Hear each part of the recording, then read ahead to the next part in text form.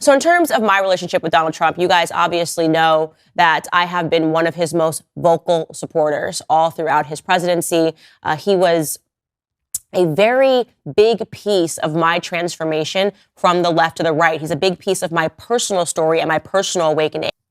Fast forward to this show and me having an opportunity to sit down with Trump in 2021, and I talked to him about the vaccine. You know, I wanted to have this conversation with him and to see exactly what it was that he was thinking.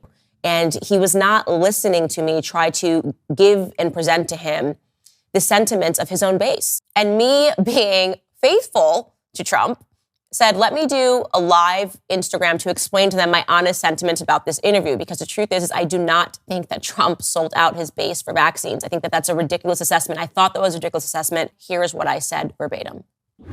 And he believes that because he comes from a generation, like people, you oftentimes forget like how old Trump is. He comes from a generation. I've seen other people that are older have the exact same perspective. Like they came from a time before TV, before internet, before being able to conduct their independent research, you know, and everything that they read in a newspaper that was pitched to them, like they believed that that was a reality. You know, I don't believe that Trump is on the internet or, you know, that he necessarily uses like, you know, the web to try to find, you know, obscure websites. I think that he just relies on, you know, typical mainstream sources. Trump actually got upset with me because, and here's the great irony, the richest irony, the Daily Beast ran a headline regarding that live Instagram that you just heard from me.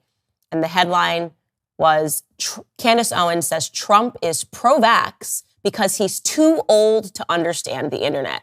I never once called Trump too old. I never once said that Trump could not understand the internet. And yet somehow he got that information and believed it to be true. He thought that I said that he was too old and that he couldn't understand the internet and did not quite get the information that actually what I was saying was a defense of him so that his supporters would still believe in him. Not only was he just mad, by the way, he then, during a golf session with some mutual friends of ours, had a person next to him who was egging this on, saying to Trump, and I know this because, again, this is a mutual friend, aren't you mad at Candice? Aren't you mad at Candice? Aren't you mad at Candice? And eventually he was like, yeah, I'm so mad at Candice. I'm so mad at Candice. And this got back to me that he was upset with me, that he was angry at me. And the next time that I saw him, he was quite rude to me. He was actually rude to me. I'm telling you this personal story because I think it is something that made me, for the first time, question him as a person. So you have an individual that spent years defending you, right? And that individual gave you a completely kind and fair interview. You said something yourself that your base didn't like, and you somehow transformed that into something that I did wrong. So all of this going on made me, again, question him if he was becoming too angry. I think after the 2020 election and because of the shock of all the things that happened, I think that it pushed him into an angry space where he doesn't trust anybody, where he doesn't listen to anybody, where he's almost likely to believe that everybody's trying to turn their back on him and stab him in the back. And again, I don't believe that that's leadership, but I never spoke on that because I thought to myself, I think that that's a lot of ego that Trump is having right now, but maybe I'm being egotistical. Maybe me even speaking out about this is me being offended and butthurt that he was so rude to me. He was so rude to me on the basis of what he said.